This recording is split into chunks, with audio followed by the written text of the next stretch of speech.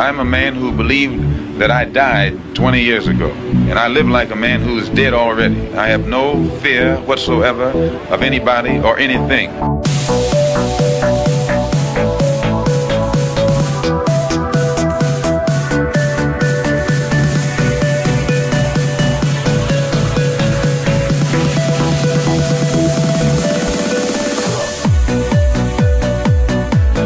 Gary Webb. I am an investigative journalist, and in 1996, I wrote a series of stories entitled Dark Alliance, which was about CIA involvement in drug trafficking.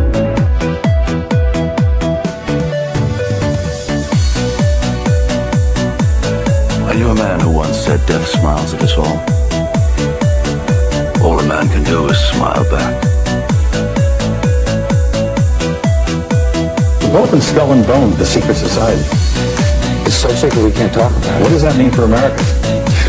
The conspiracy theorists are going to go on. Sure they are. I don't know. I haven't seen the rest. Number 322. I sad duty to report this afternoon that my friend and colleague, Tim Russert, collapsed and died early this afternoon. I may die in this cell tonight or in the arena tomorrow. I am a slave. What possible difference can I make? And no official of my administration, whether his rank is high or low, civilian or military, should interpret my words here tonight as an excuse to censor the news, to stifle dissent, to cover up our mistakes, or to withhold from the press and the public the facts they deserve to know.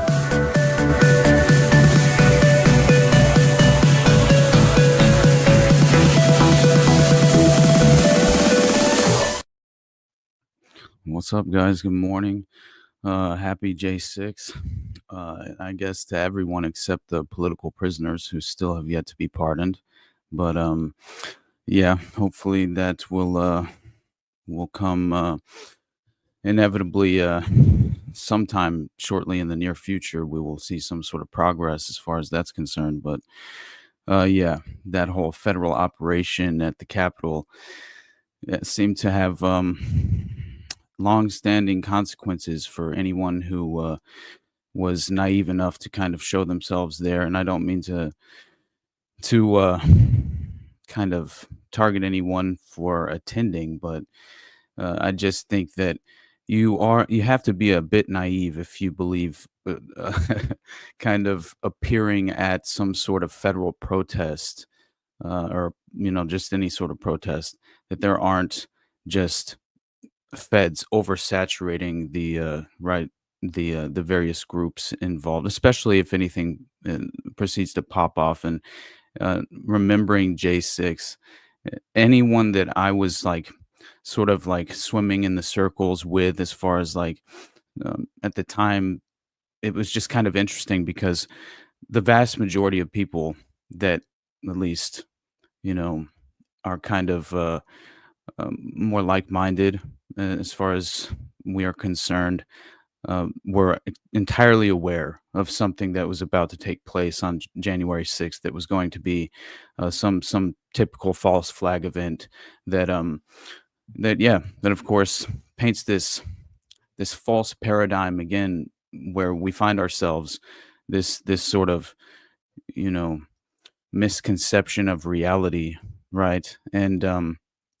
And this misconception of reality sort of is predicated on an illusion in itself, right? And so, it's kind of a devastating prospect to realize that these individuals who are entirely innocent and were basically being ushered through the Capitol between velvet ropes by security were then, clearly targeted by, right, the political class. And then just talk about domestic oppression, right? Talk about just, my God, a trap once again of convenience for this partisan delusion, right? And so, yeah, I think anytime we have the opportunity to kind of spotlight the unfortunate reality of what took place on January 6th and what is still happening to many of those innocent protesters, especially the ones who had suffered in solitary confinement and all of these terrible, just destructive policies that are attempted to break them in their spirit. It's just no one deserves that, especially. Well, I mean, no innocent civilian deserves that, and especially when they've been seduced into supporting politicians that will never defend them, right, and come to their defense. And so that's what I hope will that at the very least, even if it's just some sort of political victory, and that is the only priority.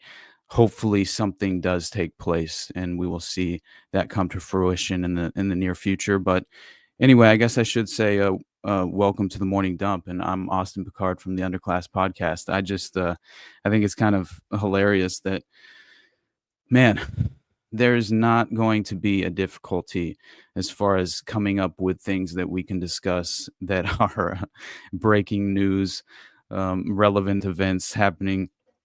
And, I should start out by suggesting the fact that this whole Sean, Sean Ryan podcast with Sam Shoemate is so clearly a limited hangout to me.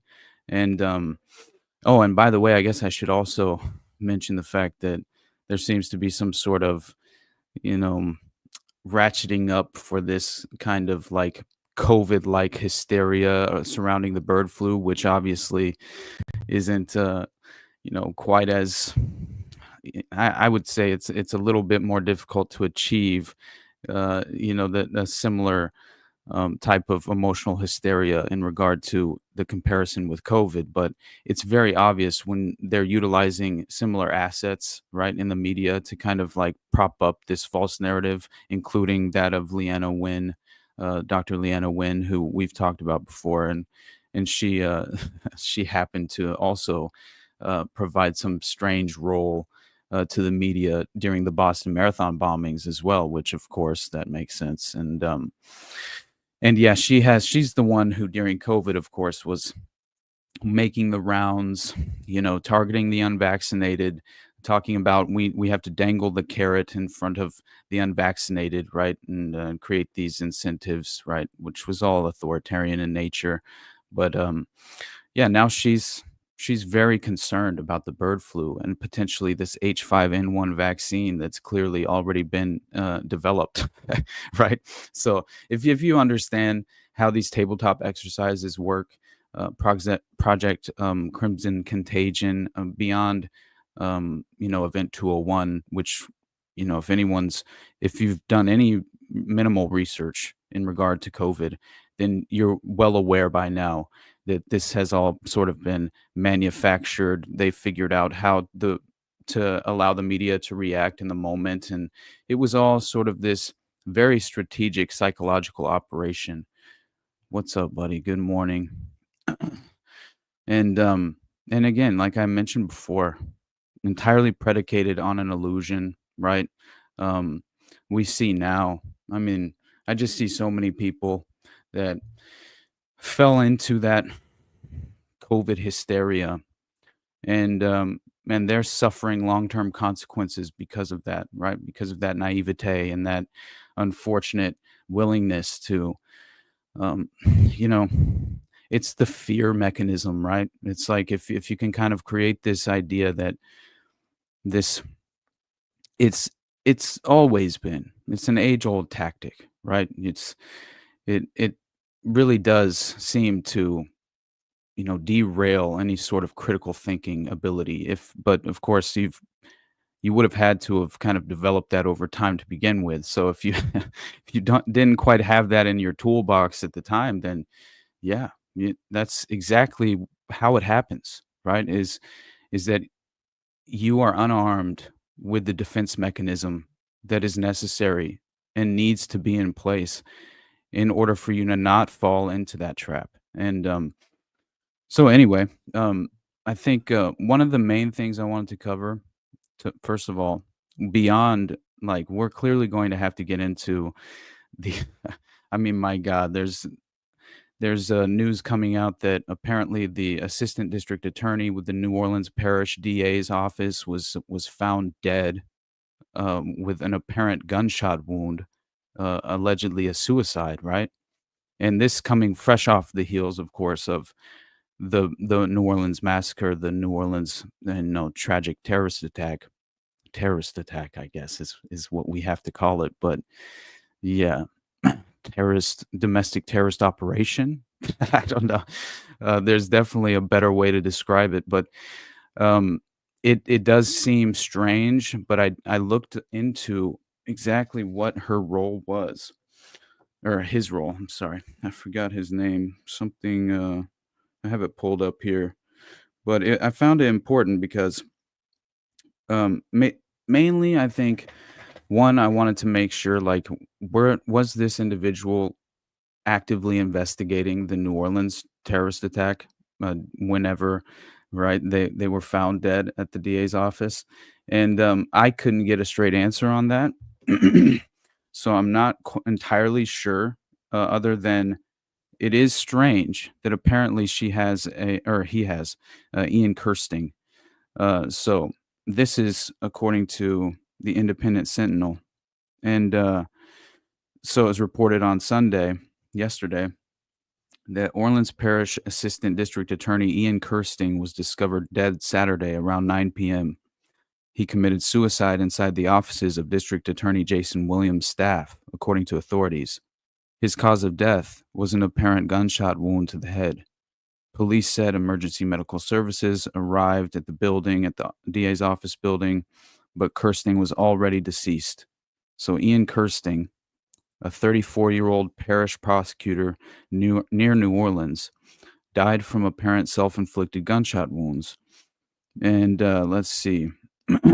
Kirsting admitted to the Louisiana bar in 2023, specialized in sexual harassment cases, and worked on the DA office's sexual assault kit initiative, collaborating on sex crime investigations.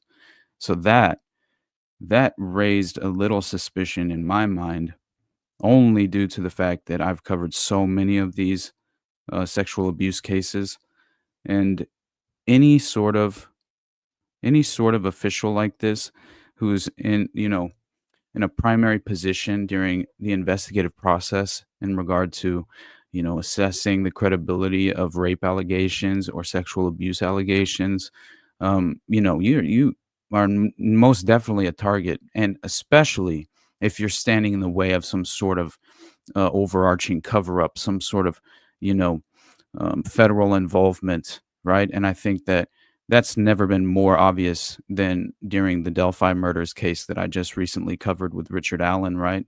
And we will discuss that in a little while, because I think that an update for the Delphi murders is very important and relevant as well, because the 20th of December is when Richard Allen was sentenced. And so yeah, we'll definitely have to discuss that. But I wanted to show you guys this strange video because, well, first of all, you guys need to look at this picture, which I'm sure most have probably seen by now.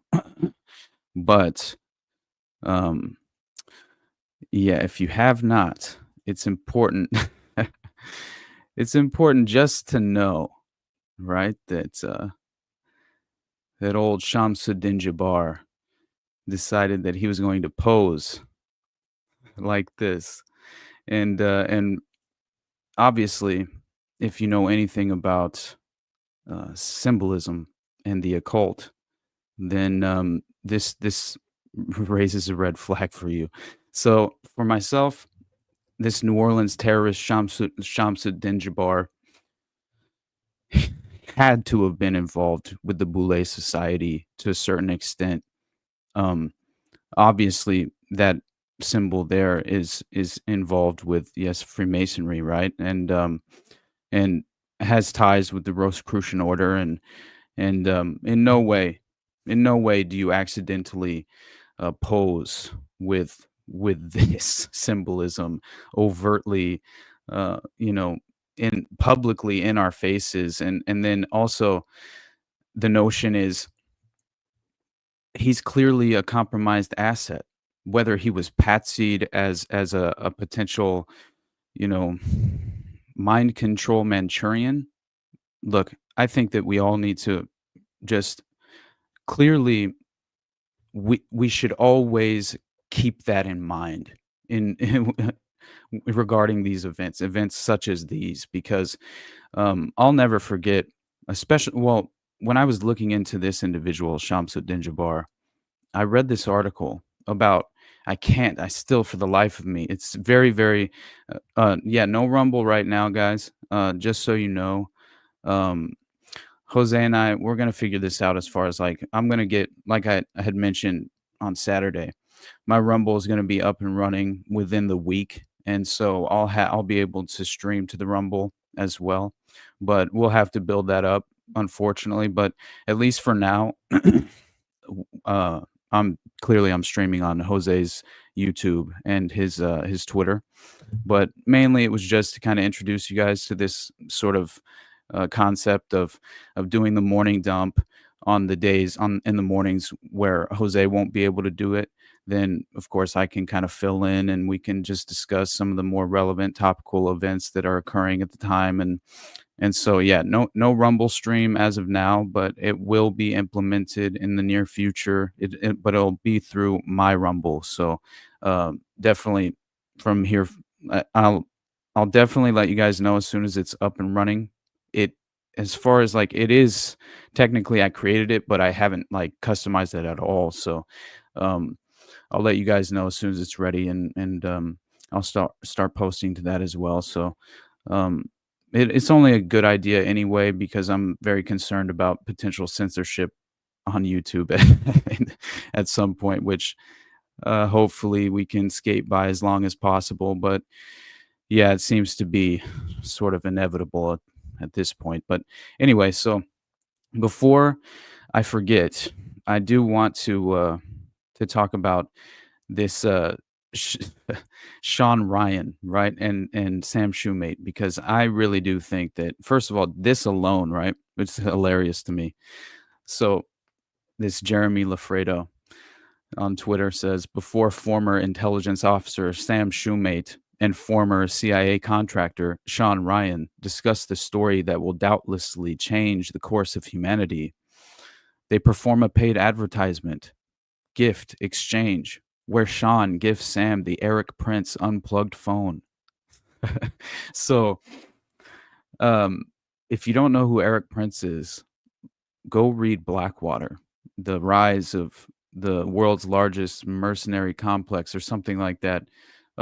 But Blackwater by um, Jeremy Scahill, right? And it's a phenomenal book, but it really did expose how that essentially during the terror wars, the U.S. State Department and the Pentagon used private mercenary contractors, to essentially commit war crimes, and they would really not be held liable, right, under the same rules of engagement as our military men, right? And so it's very tragic, but that is why you have so many terrifying stories revolving around these military contractors like Blackwater, and when they would just go straight Wild West out there in Iraq, and start taking areas that of land that wasn't even tactically operationally involved, as far as a part of the plan. And what's up, buddy? How's it going, brother? Good morning. And yeah, just it's really sad because if you if you read that book, there's a reason that one of the Blackwater contractors, there were a couple of them that actually pushed too far. They had got into one of the red conflict zones, right, which was a top threat, right? It means you could legitimately die if you find yourself within this area, and yeah, they were making deliveries for some private corporation, some private company who was it had to do with um, with like silverware of all things, which is kind of ridiculous. At least that was the official story, right? And this I forget the name of this contractor, but he was a pretty famous guy, and his story went viral afterward because he inevitably him and a couple of other contractors, American contractors, were ripped out of the Blackwater vehicle, um, and basically hung right from a bridge, I believe is what it was, if I can remember right. I can't remember now, but I do remember it was just like this tragic event that occurred, but it was due to the fact that these military contractors were not where they were meant to be to begin with, right? And if you had known any of the prior context involved, as far as like legitimately, there are accounts of members of the military saying that Blackwater would just show up. They would drop a team down on the ground, and that whoever the Blackwater officer was who was running the group would then effectively take over the rules of engagement. So therefore, our military men were taking orders from Blackwater contractors, and so it was really you know people don't understand the organized chaos that truly does occur as far as in these international conflicts and these active war zones. And so I'm not at all surprised that Eric Prince is involved and remember Betsy DeVos, I believe, is his sister. And she, I think, she was put in charge of, I think, public education during the Trump administration, if I remember, that was her role. But either way, it was a prominent position. And I just remember that moment when she was named. I just thought, okay, well, we have another prince in the White House, right? Like with too much proximity, too close to the White House as far as any sort of consequential policy positions are concerned. But anyway, so I think that besides like this clear grift that was taking place before this bombshell, revealing of this, what I believe to be manufactured narrative by the intelligence community. You have this ridiculous, right, gift exchange, and so yeah, nothing to see here. It's not as if we need to question these spooks and their unreliable backgrounds, but it's okay. I guess we should take what they're saying at face value and consider that they're very scared about the information they're about to expose to the public. They're very worried about their safety. I just think that's laughable. But anyway, since I did mention this, it's kind of hilarious. We should probably, if you didn't know what Leanna Wynn is up to right now, just so you guys are aware from here on out, like clearly, I don't know what the goal is during the Trump administration, but the fact of the matter is COVID was clearly utilized during the first Trump administration to, in more ways than one, create this just excruciating divide, right? This insane, like, you couldn't be more polar opposite on the ends of the political spectrum where you fell during the COVID hysteria, right? And the division those policies were able to achieve was truly extraordinary, right? And something that never actually, thought I would personally witness, but I will be very shocked if this, because of how useful and successful it truly was, I would imagine in their terms, it would shock me if they didn't attempt to kind of recycle that sort of propagandistic technique, right? And so before we get off base, we might as well listen to warp speed ahead, everybody. Exactly. And that's something that I'll never forgive the Trump administration for, is Operation Warp Speed. And yeah, so anyone who just decides that due to your political preference and it's your job to defend these strange political puppets, you're still defending authoritarian policies, right? And that's really, in essence, that is all that truly matters. And so it's just an unfortunate situation when you should be able to engage with this false paradigm in a more objective way and stop falling into the partisan trap. I think that's the unfortunate aspect here. But so yeah, let's check this out real quick, because yeah, here we go again potentially. Year-old patient in Louisiana is suffering. Bird flu has mutated as a 65-year-old patient in Louisiana is suffering the nation's first severe infection. This month, California Governor Gavin Newsom declared a state of emergency over the virus. When is bird flu in humans super dangerous? Well, the World Health Organization estimates that in prior outbreaks of the bird flu, that the mortality rate is 52%. 52%. California worries me because of all the spread in cattle in California. That's absolutely unprecedented, and that's why we have a level of alert here, and we need to be vigilant. I feel like we should have learned our lesson from COVID, that just because we aren't testing, it doesn't mean that the virus isn't there. It just means that we aren't looking for it. We should be having rapid tests, home tests available to all. Concerning news from the CDC, the agency says H5N1 bird flu samples collected from a severely ill patient in Louisiana showed signs of mutation. All right.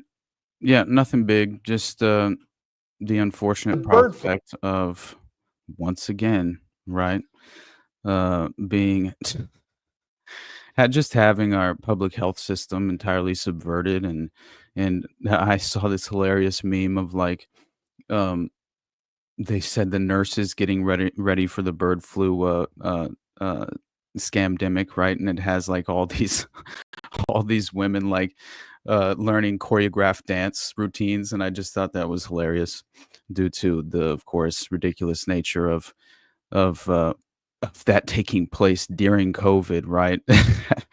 But anyway, so this is something else that I found important, as I had mentioned Sam Shoemate and on the Sean Ryan podcast, and how now he's kind of changing his tune, right? Because at first, right, he had said that he believed Livelsberger was happy and alive, right? And now he's claiming, and this is Clint Russell who pointed this out. I think it's a perfect, perfect point to make.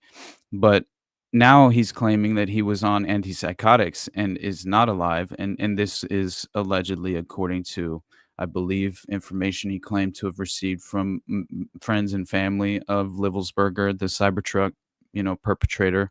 And so let's check this out real quick, because this is, if you trust Sam Shoemate, yeah, I'm going to have to say, it's you're running a risk, right? Because any one of these, like I mentioned on Saturday, these spooks are just mind manipulators, right? And so they are so well versed in these strategic operations and how you present false narratives to the public. And so you can kind of, no matter what, if you're sort of armed with the tools of being able to, kind of assess the credibility yourself, you almost off the cuff, on its face, you smell the just the deceptive nature of it, of the narrative itself. And so that's what I find within Sam Shoemate. And it's kind of hilarious because this weird nerdy guy does this whole breakdown on how he's exposed as this fraud. And so we'll get into that as well, because these claims are clearly, there are a few that seem to be shocking allegations. For example, there's this thread on MK Ultra potentially being involved with Sean Ryan and Project Monarch.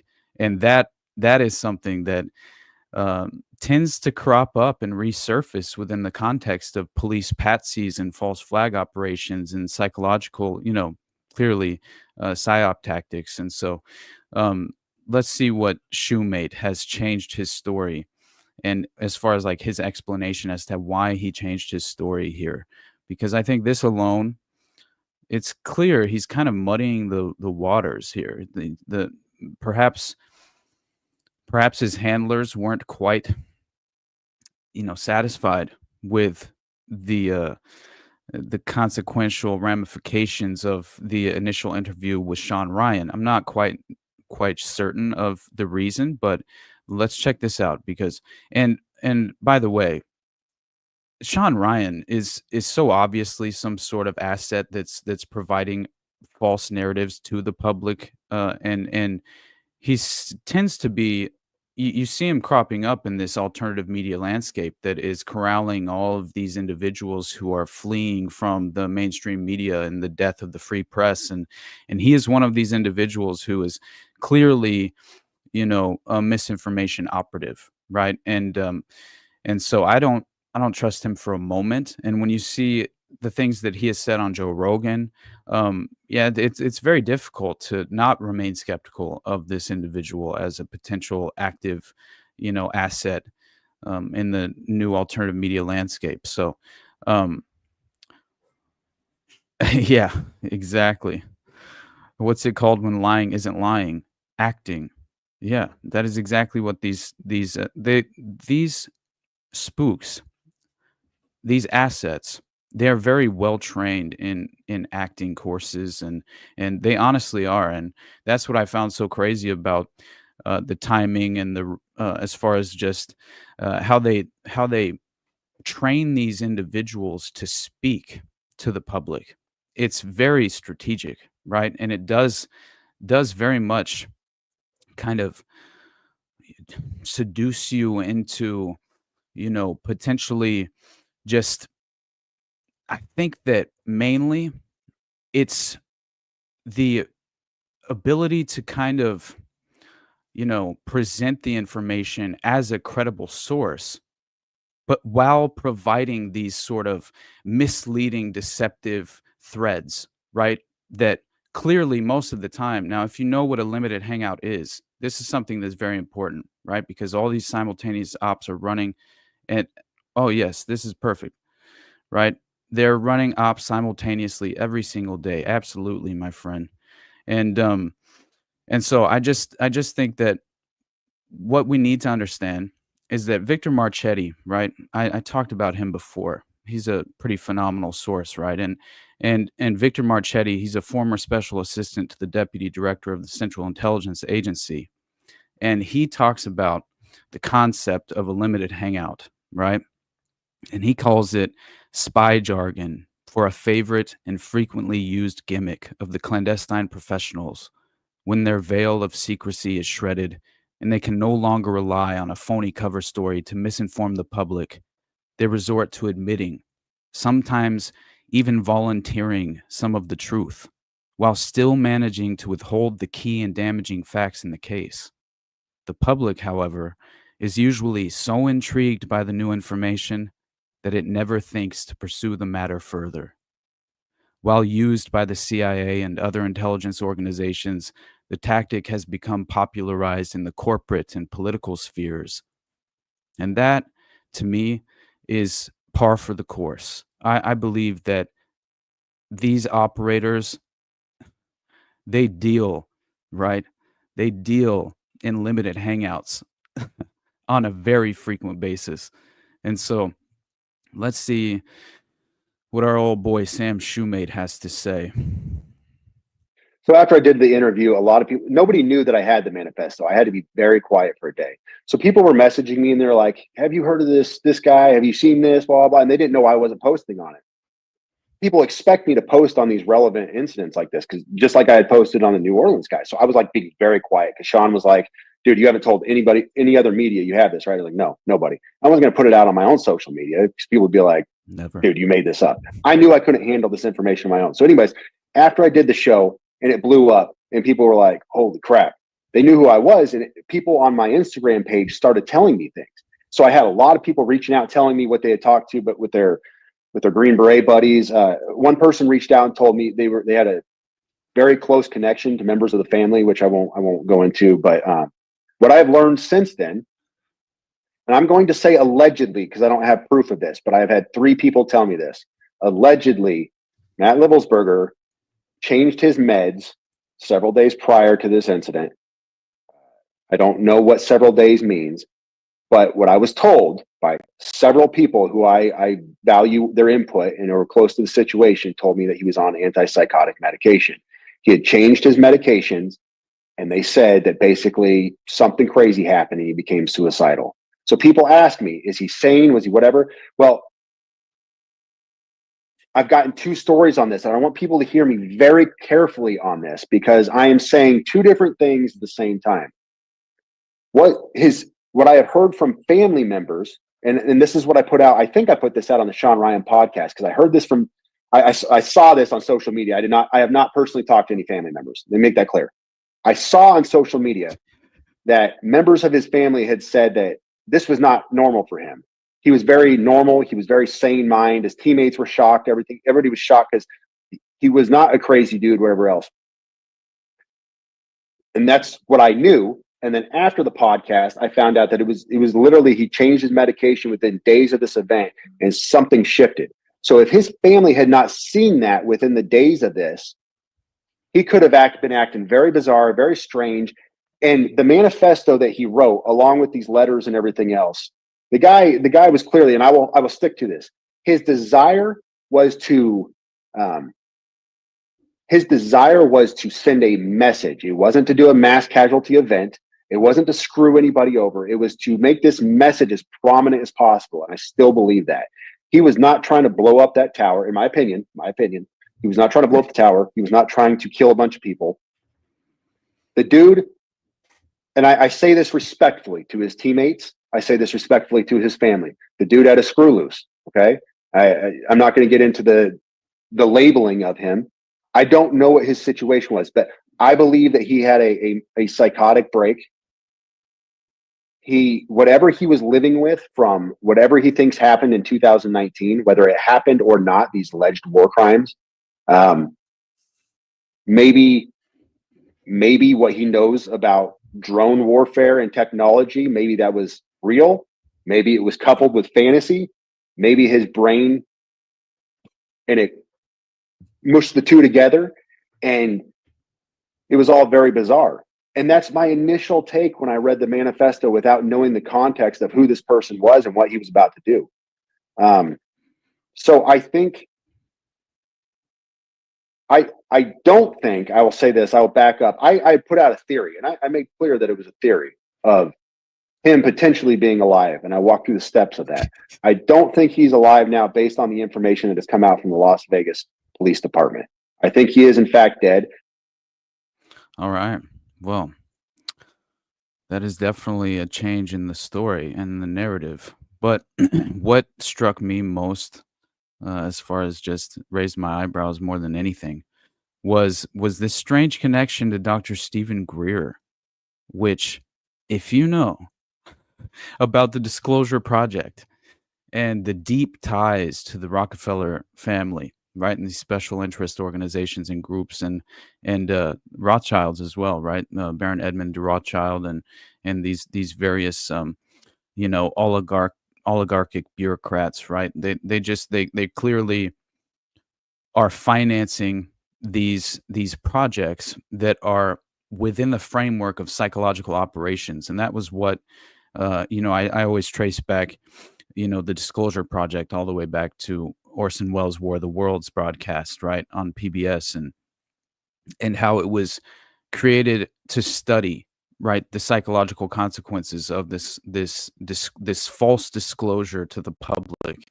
And it had people panicking. There was a hysteria that was manufactured overnight, right, with this ridiculous broadcast that was clearly, a live reading of H.G. Wells' War of the Worlds, right? And you had farmers believing that we were being invaded by Martians and that there was an actual intergalactic war or right? And it's like, it's just like what they were able to achieve then.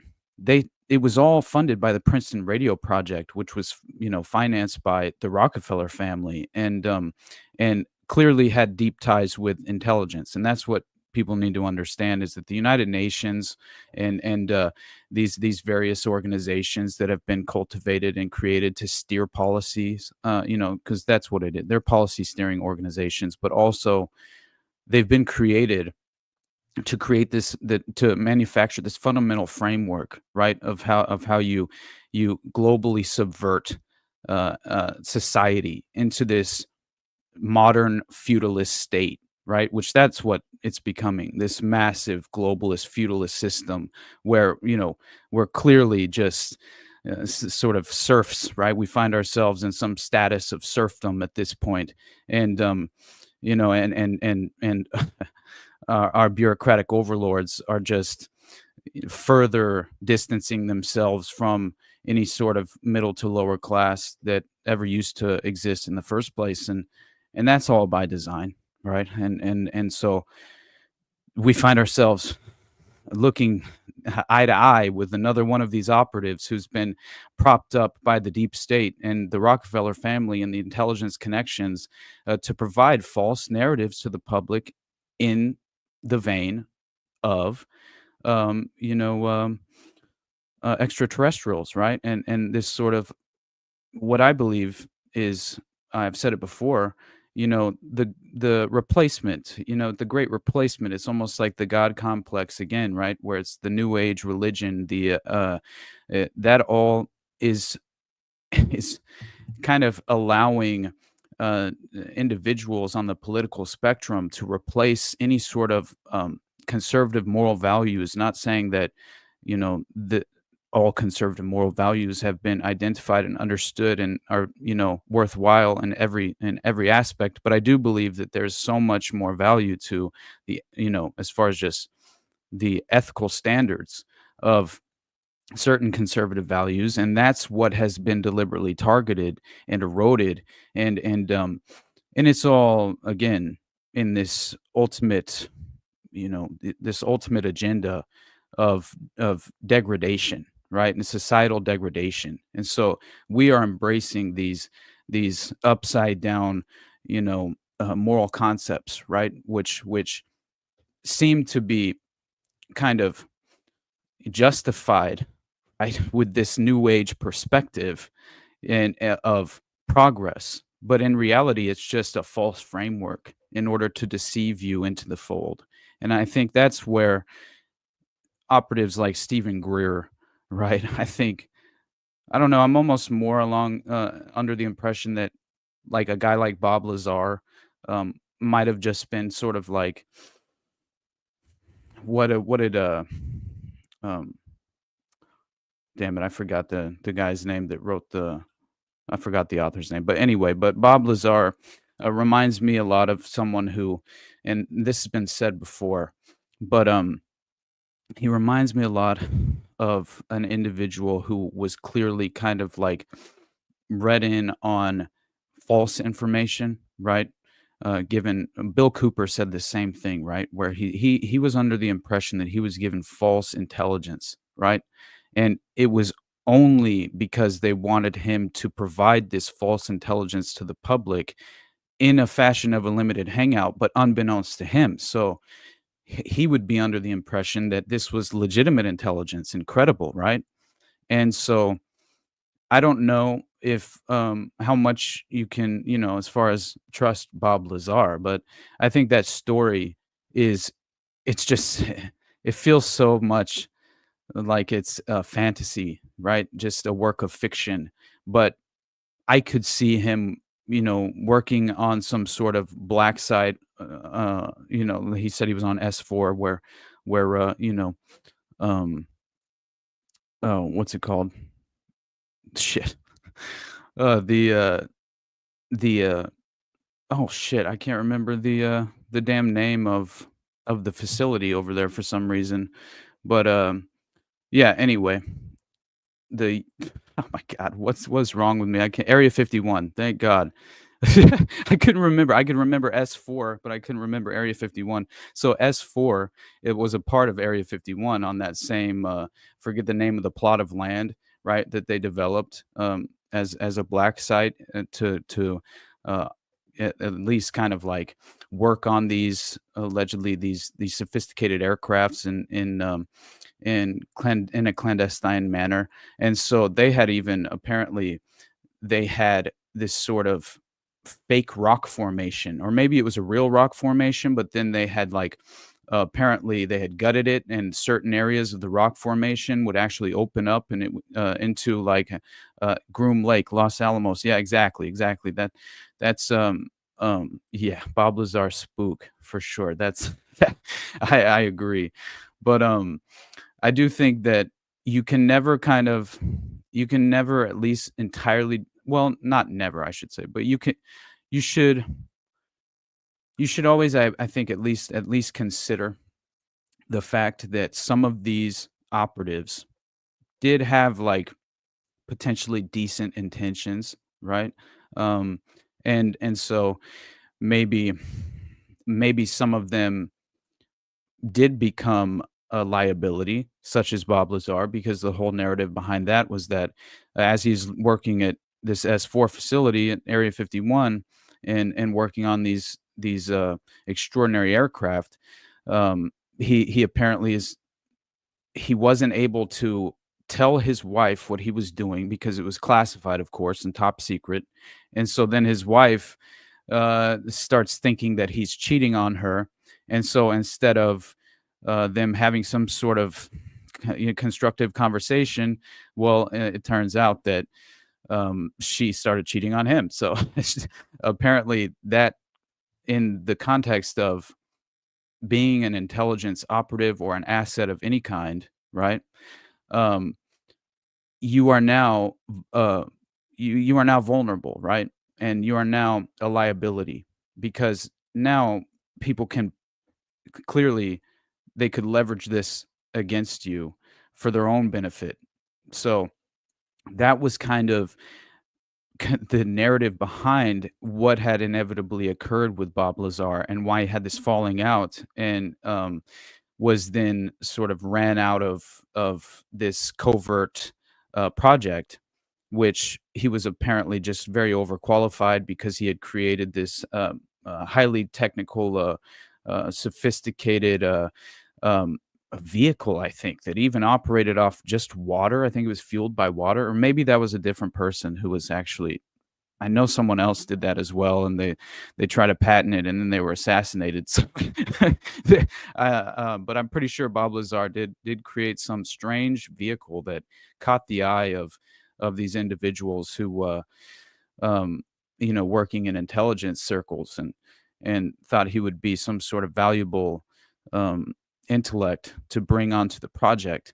And then throughout the course of the project, he was, like I had mentioned, became a liability. And so then they started kind of targeting him, and he became very concerned.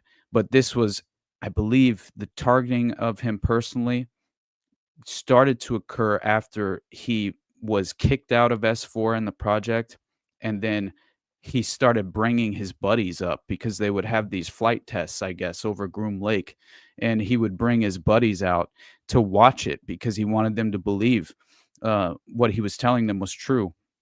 And so they would show up to this, and I think they showed up once. They didn't get caught somehow, and then they showed up at least another couple times, or maybe just one other time. I can't remember now, but and that's when they were apprehended by these men in black, right? And so I don't know. I just, when you look at these individuals, I kind of think it's interesting what Bill Cooper did say about being provided with false information under the sort of the pretense of it being this legitimate intelligence that has been unexposed.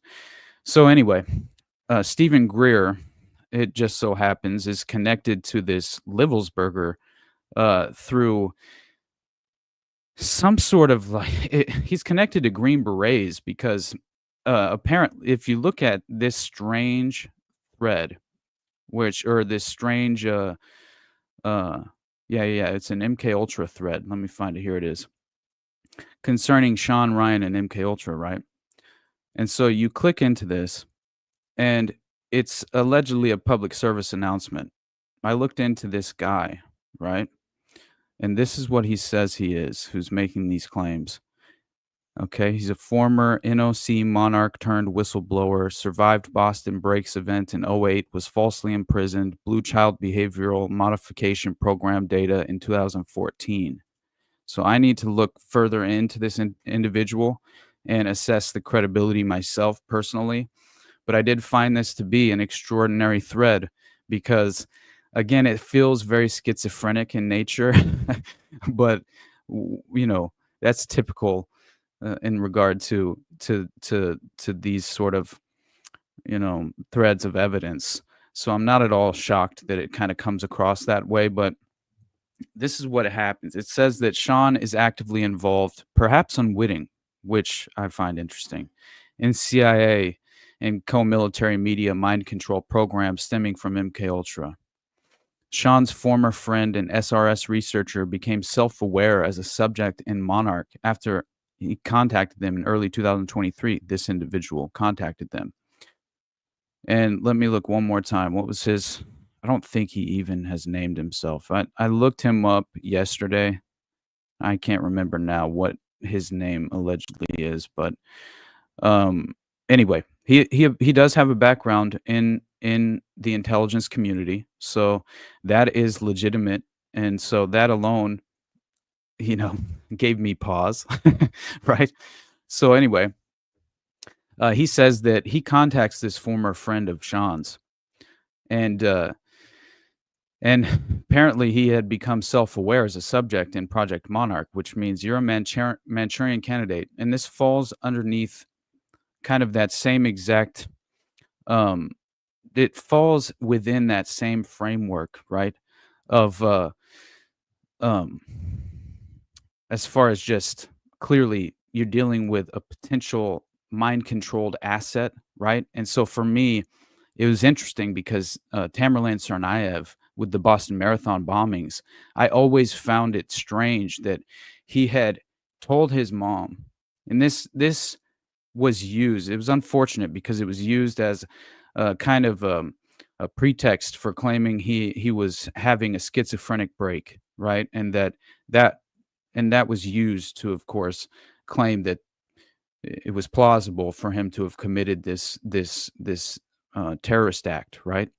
And what he had told even though clearly we know he has deep intelligence connections as far as ties to Graham Fuller, the grandfather or godfather of Al Qaeda, and all of this crazy stuff. Uncle Ruslan Tsarnaev, his uncle, was clearly working, living with Graham Fuller for a time in the Middle East. So it'll blow you away, the extraordinary connections there. But once I was researching Tamerlan, I found out that he basically claimed to his mother that he was having this. He was having all this. He couldn't account for this loss in time, right? He felt like his brain was fracturing in two, and he would wake up and he wouldn't understand how he even got to where he was.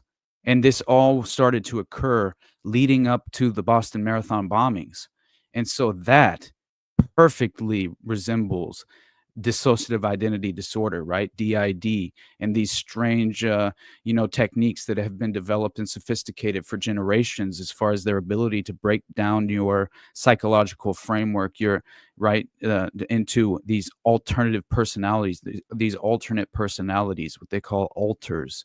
And usually if you're targeted from a child from a very young age, then they're far more successful. I've been, at least I've read, but who knows at this point, especially considering electromagnetic frequencies and these various drugs that they've been able to utilize to their advantage as well. It's kind of like, I don't think we even have a conceptual understanding of what they're capable of at this moment, right? And so that's what worried me with Tamerlane, was that it fit perfectly with him just being targeted with subliminals during his sleep. Who knows what they did to Tamerlan Tsarnaev, but I don't believe that he was acting, out of his own, as far as like, it was clearly not Tamerlan's decision in my mind, right? Especially seeing the footage of him and Zahar, his brother, when they were at the marathon that day, and then always consider what Zahar said that night, right? Which ain't no love in the heart of the city. Stay safe, people. And I'll never forget that, especially considering how every person surrounding Tamerlane and Zahar, um, they didn't they they kn they claimed they knew it wasn't within the character of the boys. I believe it was their aunt who made me cry, basically, because she was so certain of their innocence and said, "Show me the footage," right? Which they, of course, didn't have. But show me the footage. Show me the footage of Tamerlane doing this, of the boys doing this, and then I will believe you, right? But it was just like a very tragic experience. But once you're aware of those things and you realize that this is clearly been a recycled tactic and a reoccurring factor involved with a lot of these manufactured crises, then it has to play a role in how you kind of assess the reality of the narratives that are forming, around these events. So let's see what this says a little bit more, and then we'll kind of pivot into a different direction. But so what are you guys up to anyway? You guys send me some article links or something if there's anything you guys want me to cover in the moment. If it has, I mean, even if it doesn't have anything to do with what we're talking about, but if it does have something to do with what we're talking about, it's even better. Maybe it would, add some additional layer worthwhile of, and plus it gives me a reason to engage further with you guys. So if you do find anything that you want to share with me and you want me to bring to the table, hit me up, send it in the chat, DM me, even direct message me whenever. I appreciate you guys for showing up for sure. But all right, so apparently they were cut off from Sean immediately after becoming self-aware of being a Project Monarch asset. And then there were attempts to route them to the Monroe Institute, which is 100% known to be involved and is where many are sent for reprogramming or closeout. Now that's interesting as well, especially when I think of Dr. Robert Duncan, which we talked about Saturday, and how he claims that these thousands of Manchurians, these thousands of potential candidates, not all of them, it's a very minor fraction of them, a minor percentage that actually turn and evolve into successful Manchurians, meaning the way he put it was that there's almost like this time frame that you're working with where inevitably most candidate Manchurians become self-aware. So that again reminded me of, I forget I think it was in Colorado, but it was a theme park that an individual had broken into this theme park overnight with weapons, had gone into the restroom in the theme park and had written on the mirror, I believe, or maybe it was on the wall, I can't recall now, but had written basically that, they could not go through with this, and that they had to wake up basically, and that the only way that they could wake up was to commit suicide, right? And so basically the only way to resist their prior programming was to terminate themselves as the asset. And that's terrifying, because that, again, I think of, okay, Tamerlan Tsarnaev, my mind is fracturing. I can't account for this loss in time. It's exactly what all these prior patsies and Manchurians have claimed themselves as well. So it's just perfectly in line with the consequences of controlling the human mind, right? I mean, it has to be a factor of fracturing your mind into compartments, basically compartmentalize your actions, and that makes all the sense in the world for how you would psychologically manipulate a person. And so we have to ask ourselves what is real and what is not at this point. And it's very difficult, I think, to even begin to answer that question. So yeah, by the way, I think that's what's happening. I think that there is another chat I should be monitoring that I'm unaware of. I'll talk to Jose later and see if that's the problem, because I see your guys' chats in the StreamYard, but maybe I should be also monitoring your chats on the YouTube as well. But either way, yeah, I hope you guys appreciate this kind of format. I think that it will be something that is valuable and worthwhile in the long run. So, but yeah, as soon as I figure out if I should have the YouTube up as well, and on, because I have them on both, so I just need to make sure that I'm getting all the chats, so I can make sure I'm talking to you guys and responding and reacting in the moment as much as I possibly can. So anyway, to finish this off, let's the Monroe Institute, that raised red flag for me as well. But so this isn't about slamming Sean or the show, but issues have already been whitewashed. This is dangerous for the American people.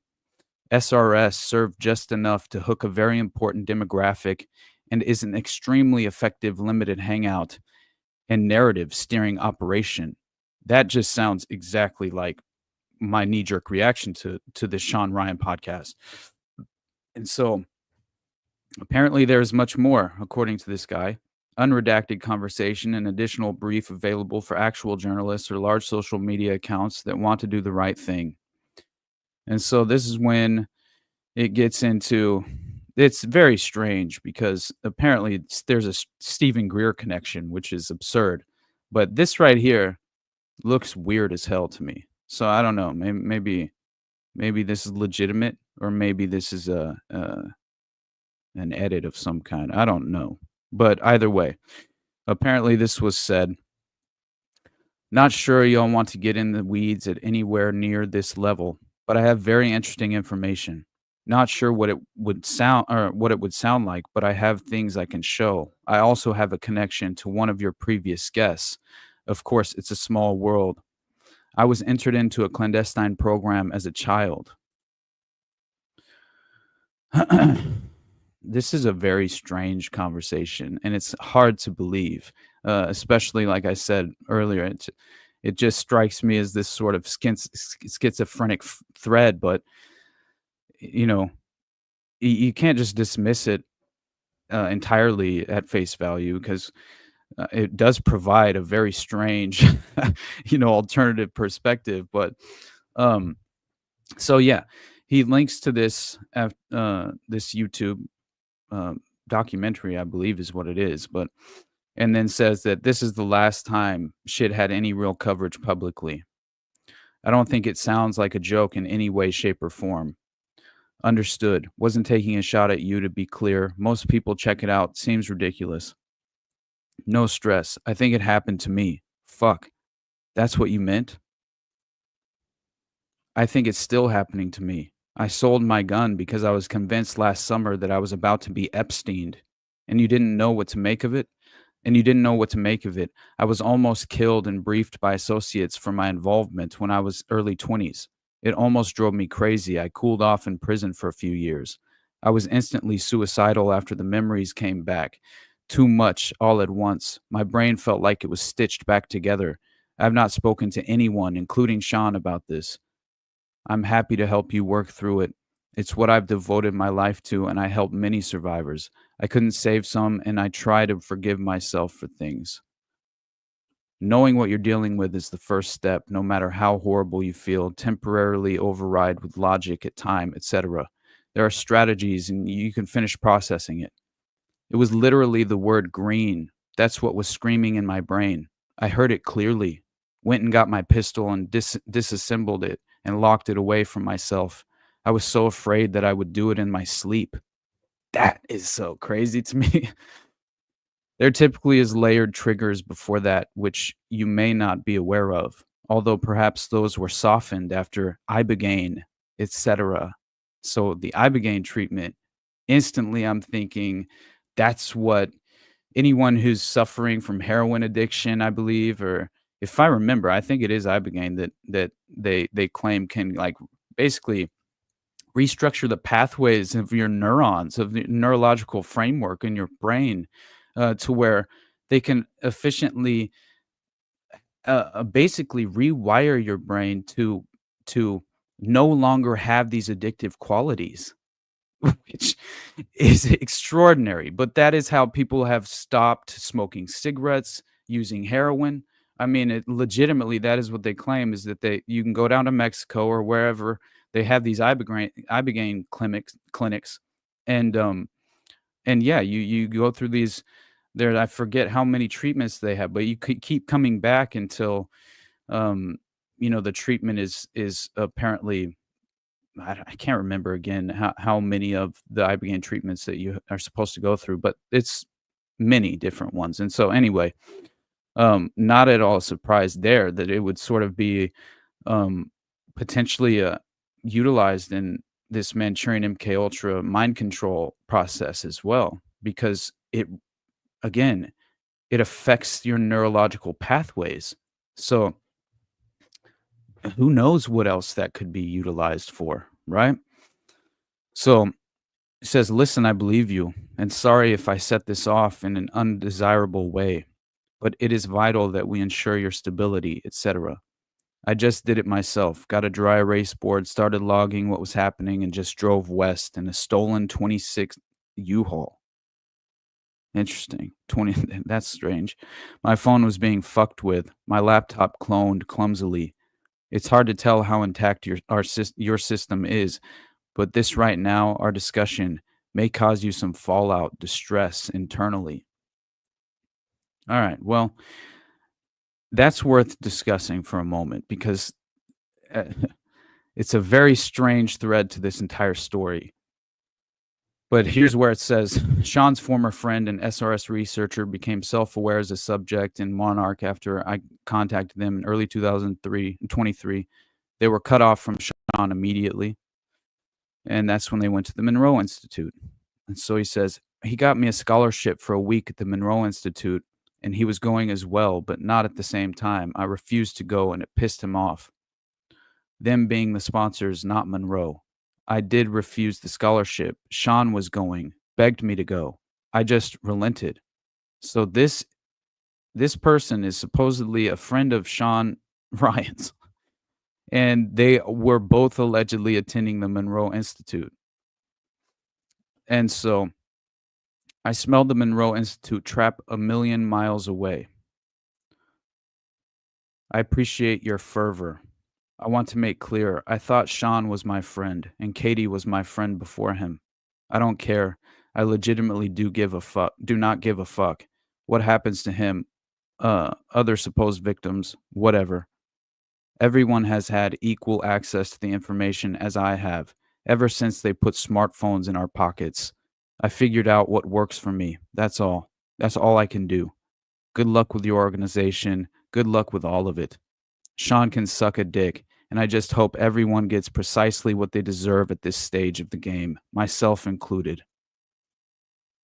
So, it's a very strange connection here. And then it says, for those accusing this of being an activated response regarding the recent events, false search my profile with his name. I came online giving him the benefit of the doubt and tried to positively network. I tried to handle this cleanly behind the scenes and escalated only in good faith. I'm trying to be responsible in these actions. This is dangerous stuff. His show is full of MK Ultra Monarch Mockingbird assets. The Manchurian candidate type programming is used in many ways. This needs to be discussed publicly, long form, for the good of the people. Unredacted proof. Sean Ryan is in a mind control scandal, dude. I got way more. I barely see messages on here. I'll try to get caught up with what you've sent me. Sean is a great friend of mine. Next time we speak, I'll discuss. Hope you're doing well. It's dead serious, man. Hope you're well too.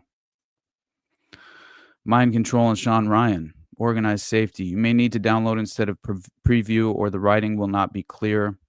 Stephen Greer. Got it. Thanks. All right. Dr. Greer. Okay, so it looks like he's reaching out to Stephen Greer, and he says, I'm not new to this and aware. I know you're not new to this. Yeah, it possibly is. And that's why, as far as like you're saying, I bet even this is fake. I would not at all be surprised, especially I had mentioned who the source of this is clearly some sort of spook himself, right? So yes, it's entirely impossible to assess the credibility ourselves here, but again, it's like the point being, we should at least acknowledge, right, the various threads that exist within these narratives, and see what we can make of it, because that's the best we can really end up doing, right? And so anyway, I just think, and I'll pivot after this, and we'll get into something different, because we can honestly probably talk about this for a little longer, but we've done enough. So yeah, he says, I know you're not new to this, but naturally someone on my end has to question handing witnesses to Sean. The exposure is there. Seems Sean going to gain everyone's trust, and there's a level of danger to that. A lot I can't say over text, but I just hope you are as ready as you think. All due respect. Yes, but nobody is being handed over to anyone. I'm in charge of the process. Sean was a following we must reach strategically. There are dozens of layers to this I'm working. USG, JSOC, corporate, ET, white hats, black hats, dozens of USAPS, 760 whistleblowers, etc. As for your risk assessment, nothing is risk-free. I'm well familiar with the layers as I was raised in it. Just don't be headstrong. You obviously didn't know what Sean... Let's see. And then it cuts off. So let's see. It looks like it's just further proof that this individual who's making these allegations was in contact with Sean Ryan to a certain extent, and that Sean Ryan allegedly even followed him on Twitter. So yeah, I think that there's more to this thread. Go check it out for yourselves if you find it interesting and worth worth your time. But yeah, just the fact that there is a potential mind control aspect to this entire thing is why would we be shocked, right? This is par for the course at this point as an operational standpoint, right? And so let's see. Have you looked at John Colin's dual pandemic theory? No, I don't think I have. I'll have to check into that ASAP, honestly. And I had mentioned how it was strange that what's his name, Tamerlan Tsarnaev had mentioned the fact that he could have been being programmed with subliminals, sort of, right, and couldn't account for this loss in time, and was waking up, in these strange places, not knowing how he got there. Well, he also, and again, remind yourselves that the radicalization process for Shamsuddin Jabbar in New Orleans has still not entirely been exposed, right? It's not been exposed to the public enough, and so it's an unfortunate thing. But he legitimately said that he was having dreams that his wife, apparently, he was having dreams that his wife should convert to the Islamic State, right? And so again, this sort of very much kind of raised that suspicion in my mind, right? And so anyway, how ISIS inspired the army veteran who carried out the New Orleans terror attack. And so we're going to, at some point, I hope that more information comes out about this. And let's see. I guess we're having trouble streaming to X for some reason. But hopefully it's not really anything that I have to concern myself with. But anyway, beyond that, I thought it was just, at the very least, it was kind of a hilarious tangent, or just not tangent, but aside, is the fact that this Shamsuddin Jabbar was having these strange dreams involved with ISIS, right? And so let's see. The Shamsuddin Jabbar worked for Deloitte, which we talked about. Deloitte has been hiring former CIA agents since 2007, has received millions of dollars from Harris County for their services. So yeah, that's this is the last thing I want to talk about with Sean Ryan. and Sam Shoemate, because it clearly this guy claims to have exposed Sam Shoemate, and it's I think at least one of the last things we should talk about before mentioning, how we should be positively posting online, because clearly it's Elon's algorithmic tweak was really looks a lot more like content moderation, right? And overt censorship. But I guess we're supposed to be satisfied and content with our our new false prophets, right? But it's okay. It's all right. I mean, not at all. It's within the vein of the totalitarian technocracy. So it's just, as we talked about on Saturday, well, another step in the gradual tiptoe, right? So not at all shocked. Here we go.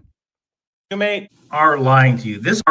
Sean Ryan and this guy Sam Shoemate are lying to you. This guy Sam Shoemate runs this conspiracy theory account called Terminal CWO. I actually caught him last year spreading fake emails that claimed U.S. pilots weren't getting enough flight hours because all the money was being sent to Ukraine. He's your typical garden variety conspiracy theorist. He was kicked out of the army because he didn't want to take the COVID vaccine. And I can kind of understand that. But dude, don't go around spreading conspiracy theories because you have an axe to grind. So now this guy has a new fake email. And Sean Ryan led him on his show to talk about how the Cybertruck bomber is actually still alive, and he knows gravitic propulsion systems are actually being used by China in drones on the East Coast. This guy is wackadoodle, and Sean Ryan let him just talk. So regarding Sam Shoemate, I basically have a bunch of JSON data on the guy. And I told him if he lied again, what would happen, but I guess he chose not to listen. So now we're going to do it the hard way, which is actually kind of the way I prefer. So keep in mind, when you listen to this guy, he already has a history of just making up emails out of thin air. He did it with this story, which he posted on Instagram last year. And Sean Ryan, shame on you. Shame on you for not vetting these sources. All right, so clearly that guy's kind of a douchebag, but at the very least, Sean Ryan and this guy Sam Shoemate, it might be worth our time to at least acknowledge the fact that he's making this claim of Sam Shoemate being such an utter fraud, which kind of falls within my perspective. But and here's the last thing I really want to talk about in regard to Sean Ryan is this ridiculous. Clearly, they're pushing this terrorist concept of domestic terrorism and coming through these sort of international channels, being ideologically influenced by ISIS, right? Which obviously we all know who created and manufactured the Islamic State, right? And I mean, at this point, if you aren't aware that we have UK production companies taking responsibility for legitimately not only financing but providing actors and props to the Islamic State, as far as they were creating and filming those public executions that were taking place, that were all the rage during the terror wars. That I'll never forget watching the beheading of. I watched a few different beheadings, of course, but I'll never forget watching one of the most viral at the time. Was it James Foley? I'm trying to remember now the name of the guy. I think it was James Foley. Yeah, pretty sure. American journalist kidnapped by ISIS in 2012 while covering the Syrian civil war and was beheaded by the group in August 2014. His murder was widely condemned and highlighted the dangers faced by journalists in conflict zones. Yeah, I'll never forget watching that beheading, but there's many different examples of just legitimately the UK production companies financed by intelligence agencies and organizations through public-private partnerships were not only financing and filming the public executions committed by ISIS at the time, that were, again, providing us all with the perfect example of what we had to fear and what liberties and freedoms we should give up, right, because of that threat. That was all manufactured by the state. It was manufactured by right? Just the intelligence community itself. And so, yeah, we need to remain skeptical at all times and remind ourselves, as Whitney Webb says right here in this very tweet, please remember the history of the last 25 years and recognize this for what it is: repackaged neocon slop brought to you by former spooks, to get you to surrender your remaining freedoms in the name of fighting the war on domestic terror with consent, manufactured via an American Gladio-style op using the same fucking CIA boogeymen as 2001 to 2003, you know? And that is just such an accurate statement and perfectly represents my perspective and mentality behind Sean Ryan, right? Like my perspective on Sean Ryan and his credibility, and Sam Shoemate for that matter. And so again, we have to stop falling for these false narratives generated by spooks. You know, we have to just remain objective for our own sake at this point. So let's see. Former Navy SEAL Sean Ryan warns Joe Rogan that the Taliban is funneling terrorists into the U.S. through the southern border with plans for October 7th style attacks, which, by the way, there are so many claims now that they were bussing in bodies, right, at October 7th, and how much of it was staged is like, we know that it was a manufactured event, but God, like at this point, of course, it's, again, as always, it's impossible to kind of answer the unanswerable question for ourselves. But, October 7th, my God, man, talk about, generating a pretext, right? So anyway, apparently they have the passport office over there just making passports, he says. Now, that actually falls perfectly in line with what the CIA was doing at the Jeddah consulate during 9/11, which that might be the last thing we talk about before we end the show today. But so let's check out what propaganda our boy Sean Ryan is spinning on the Joe Rogan podcast. And we should, man, all these different spooks and CIA operatives that get a direct line onto the Joe Rogan experience, man. And it makes me so. I'm just very concerned about such a prominent platform. I'm not trying to talk shit on Joe Rogan, but it's just like when you realize,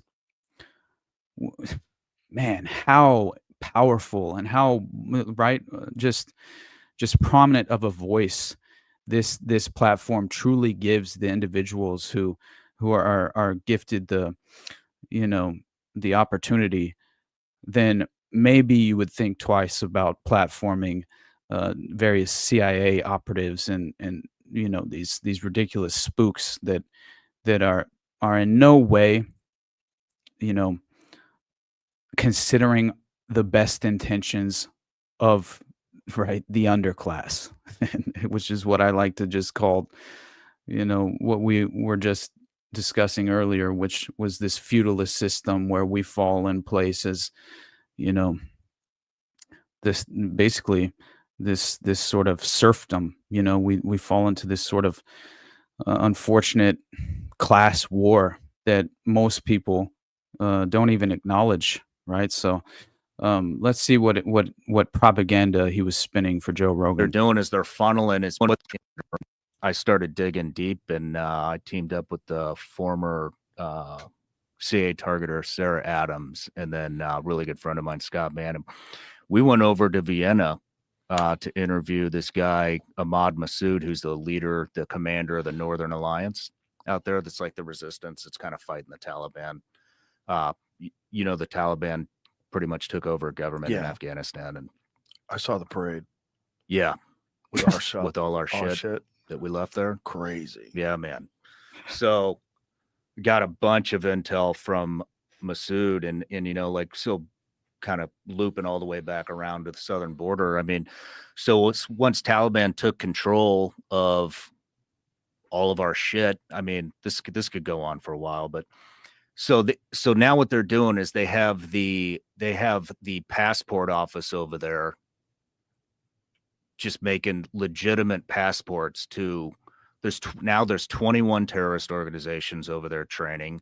Hamza bin Laden, who we were told was killed, is actually fucking alive, and he's marrying into all these other terrorist networks. So he married Mullah Omar's daughter.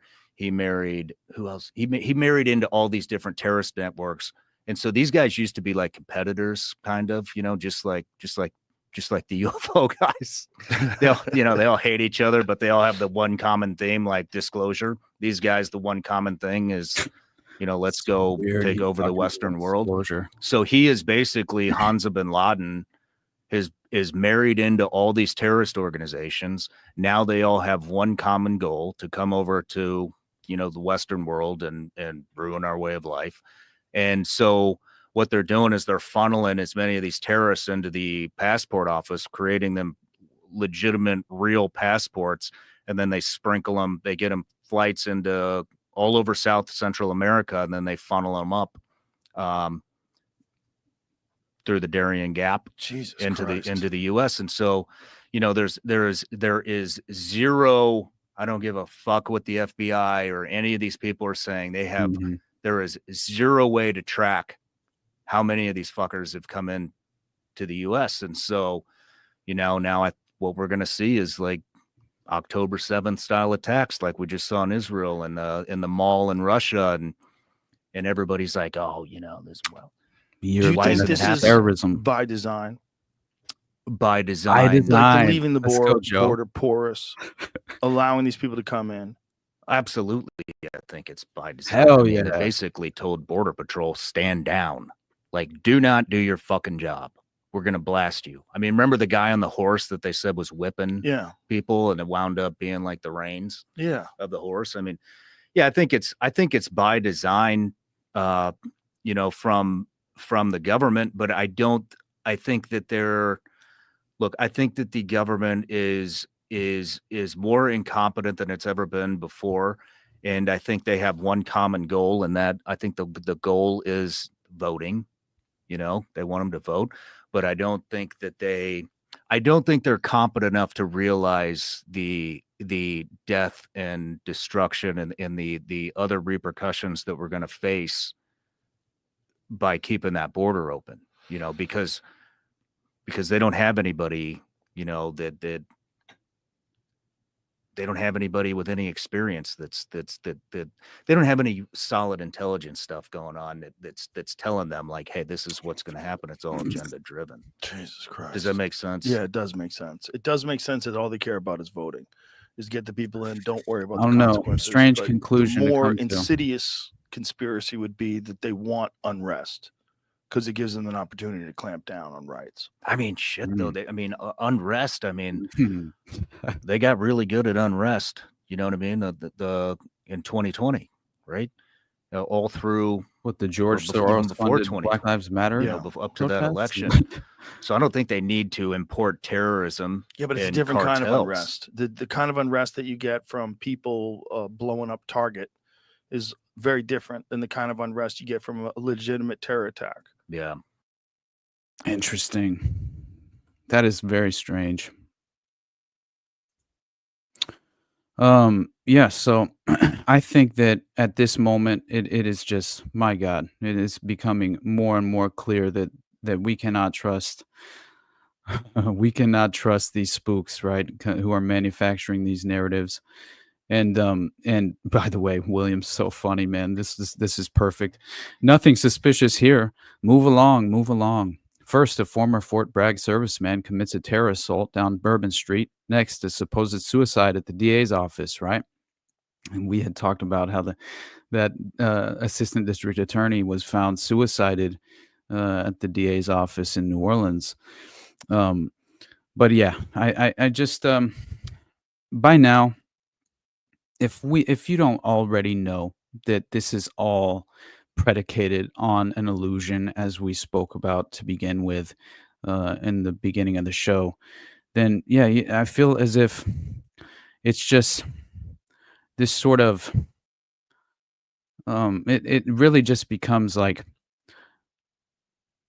a choose your own reality simulation, right? And it's kind of ridiculous because that's what I see coming out of the two-party delusion, right? The misconception, right, of the two-party paradigm, and this sort of culture war, right, within the framework of partisan ideological differences, right? But when you see that we are inevitably kind of following this similar path, no matter who is in power in DC, and we continue to witness this overt censorship policy on Twitter that is obviously generated by, we've talked about it before, but the World Economic Forum and freedom of speech, not freedom of, or freedom of speech, not freedom of reach, right? And it's that is the algorithmic tweak that they're talking about. It's content moderation, and it's encourage positivity. Get the fuck out of here. Positive posting is what we need to concern ourselves with. Like that is in times of moral crisis, we need to be worried about criticizing Elon Musk, right? like that is absolutely ridiculous. And when you read through what some of these people were as far as just like the restrictions that they were given and the reasons why, as far as like they might be, their posts on X, right, might be flagged as negative under this various criteria. You go and you read some of the various criteria that they were flagging this content for, and it basically says that those discussing strategic work partnerships in a negative light, especially if they involve personal grievances or criticisms, posts that critique or challenge other users or public figures in a way that's perceived as harsh or personal rather than constructive, content mentioning negative experiences with the platform's features or algorithms, particularly if expressed with frustration or negativity. So it is such a joke, that anyone believes in the false prophet that is Elon Musk and the Peter Thiel network and the PayPal mafia that surround Trump's new rights and the administration that's transitioning into power. But it's a par for the course. It's the status quo. And so meanwhile, we get to watch Biden award George Soros with a Presidential Medal of Freedom award, and I think Hillary Clinton as well received some sort of award. Which, what kind of world are we living in? When, right? Like, my God, you think that they actually have some sort of goal in mind to improve public policy? Like, my God, they're awarding war criminals. They're awarding, psychopaths with medals of freedom, and giving the Nobel Peace Prize to psychopathic murderers.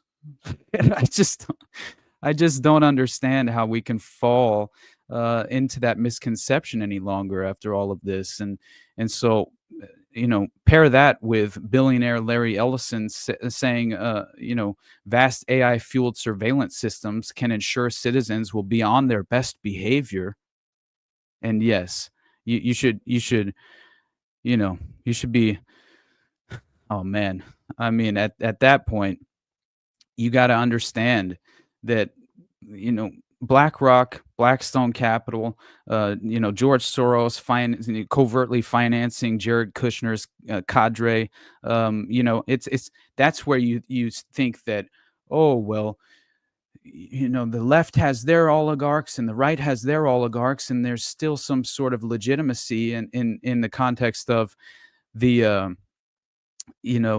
of the partisan divide, but it's all predicated on an illusion, right? And in reality, they're financing both sides of the political aisle, right? And that's where I discovered the terrifying prospect of of, you know, really who financed Donald Trump's rise to power, and kind of who helped bail him out, were special interest groups directly tied in with the Rockefeller, Rothschild, families, and you wonder why during the Trump administration, we achieved more of the benchmarks toward Agenda 21 and Agenda 2030 than in any previous administration prior. So again, yeah, I'm sorry. I know that it's never popular to criticize politicians, depending on where you land on the political spectrum, but I will, at the very least, I will remain objective, and I'm very critical of all of the political class. So, hopefully you don't take that personally, because these political puppets, they despise you and your family anyway. So to be under this misconception that it's your role to defend them, um, yeah, like, get out from under that trap, because that's the only possible way you can, hopefully, improve your perspective and intellect going forward, and maybe kind of insulate yourself from the propaganda as much as we possibly can. And I said that we would get to the Delphi update, but that's clearly not going to happen. So I don't know. I did a lot of rambling about certain things, but hopefully you guys enjoyed this, and you got something out of some of the threads that we were kind of going down. One last thing I thought was kind of hilarious was that Biden happened to be at Camp David with Netanyahu when he addressed the public in regard to the terrorist attacks that occurred. And I just kind of thought that was very fitting in regard to the political landscape in this very moment. So let's see if I had anything else before we get out of here. We should probably at some point go over Deloitte and their espionage practices with accountants and spies, which there's a pretty awesome article we might go over tomorrow in regard to that.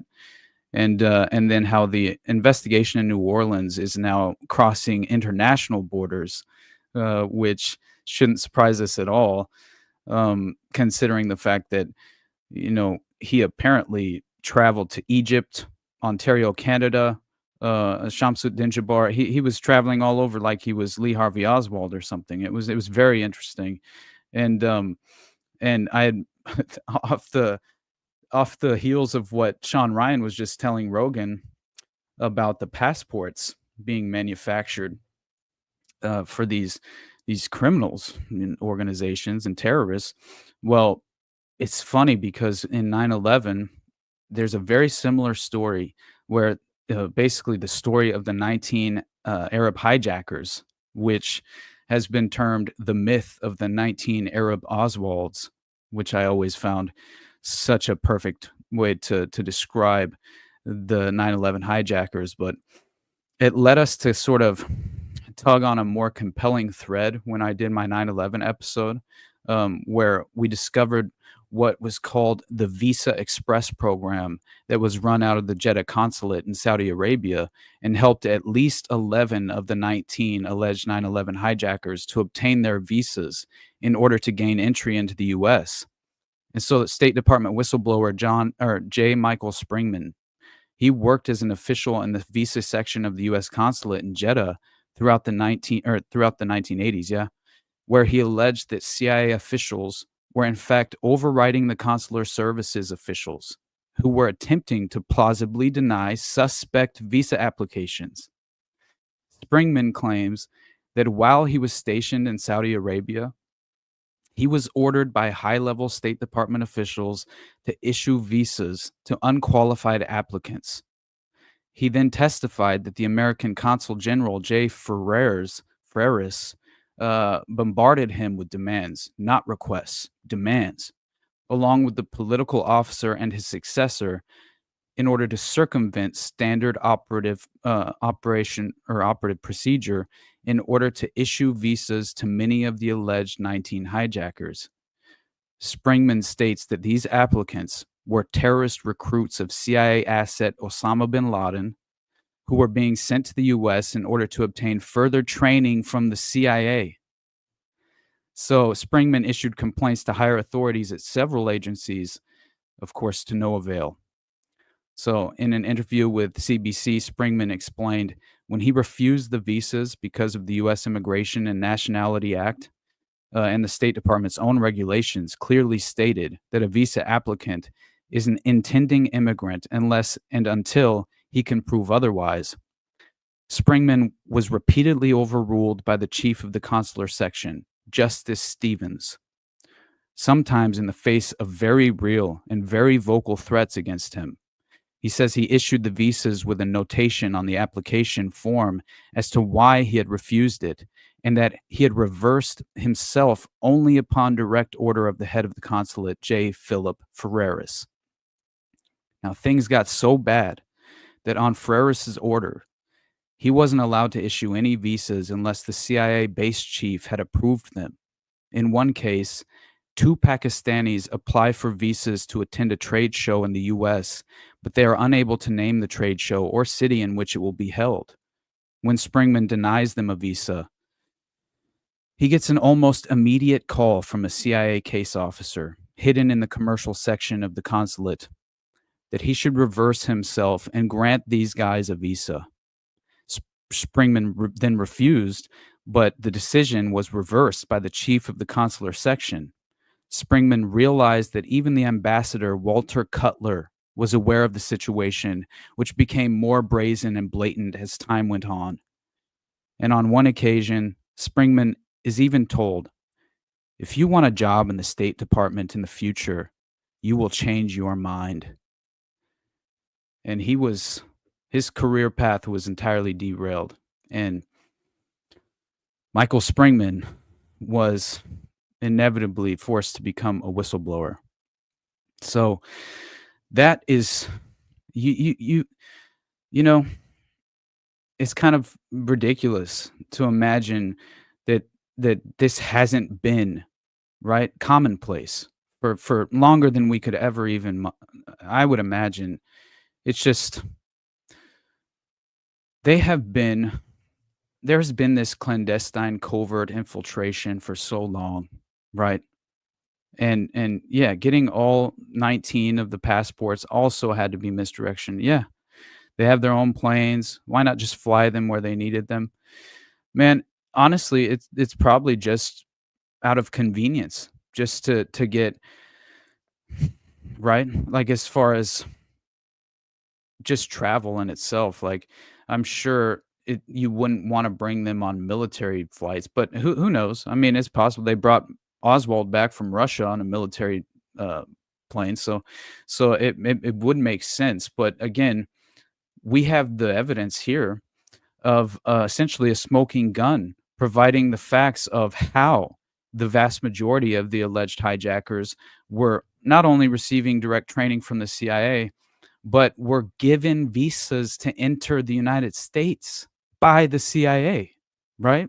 And so here we go with another example of an official, clearly not in the most powerful position, but having good intentions, and luckily, remaining, ethical as far as I'm concerned, to an extent to where he was willing to, publicly expose these unfortunate realities in regard to the visas and the 9/11 hijackers, and so we're gifted, this thread of evidence proving that intelligence sponsored the hijackers, not only in their training, but in the process of traveling to the U.S. domestically to perform, right, their operation, their covert operations.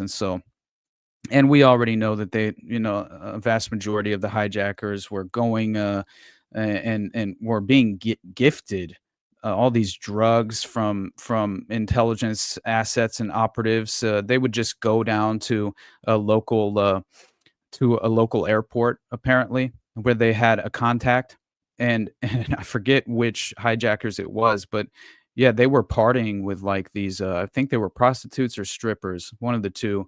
And those strippers or prostitutes later then made official claims on the record that yeah, they could get vast amounts of cocaine and even money as well. It was at their beck and call. They could just show up at this local airport where they had their local CIA contact, and they would just give them a bunch of cocaine so they could go party and so yeah, that it's at this point knowing, and we had talked about this on Saturday, knowing that there has been this sort of operational tactical standpoint in domestically in the US of these black site training camps, right, that have been set up and staged all over the United States.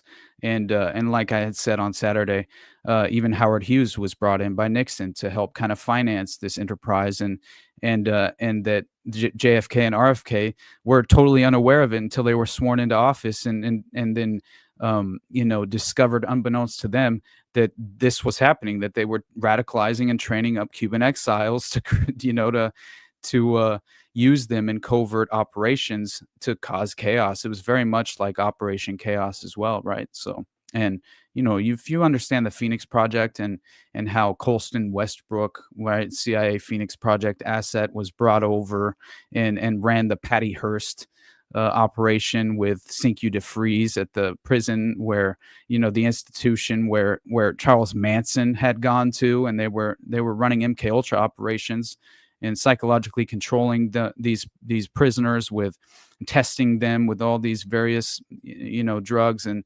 then letting them escape. That's what they would do. They had prison guards on their payroll, and they would just allow for certain prisoners to escape, so they could then use plausible deniability to claim, oh my God, this escaped prisoner fled the area, went all across the country to Texas from California, and staged this fascinating attack, right, which happened multiple times in regard to the Operation Chaos narrative. And it's a crazy story looking into all of this, but again, status quo, par for the course, and typical operational, as far as typical, strategic operations, right? As far as I'm concerned, domestically, this is nothing new. So I probably should wrap it up, because I am already at an hour, and I'm almost at 2 hours. So I should probably jet, guys. But this was fun. I enjoyed myself again. Like, there's so much that I planned on talking to you guys about, but I'll probably end up here tomorrow as well. I think Jose said that he wouldn't be able to do the live stream tomorrow either. So yeah, I might end up here in the morning. So meet me back here, guys, and like I said, I'll try and hell yeah, buddy. I appreciate you for subbing. And on that note, anyone, please, if you don't mind, I'm trying to grow the YouTube consistently, and so go ahead and subscribe, share, like, comment, like I said before, and give me some feedback too if you enjoy these streams, and yeah, hit me up, DM me, send me some stuff if you want me to discuss it, talk about it, and hopefully we'll have some constructive conversations and get to the bottom of some of these false narratives. But anyway, guys, I really appreciate you as always. You guys can support me at Buzzsprout and Patreon. They're two best places. I know I'll get the Rumble going. That way, we can have that additional kind of avenue as well, open and available. And also, especially because I don't want anything to happen to the YouTube and render me voiceless. So, hey, man, I appreciate you, buddy. Thank you for saying that. And got nothing but love for you guys, as always. And if you enjoy the show, any of it has ever resonated with you, please, like I said before, reach out, just let me know. And I appreciate that almost as much as, I mean, not quite as much as becoming a patron, but you know what I mean. It means the world to me. And so stay vigilant, you guys. Psychologically, this is PSYOP season for real, right? Like this is going to be a very interesting upcoming year, I feel. But hey, we got each other, man. That's something, like I said, Saturday, we can sort of take solace in. And thanks again, you guys. Like I said, I'll probably be here tomorrow morning. So yeah, follow the Underclass podcast. And yeah, I appreciate you guys. Have a good day, man.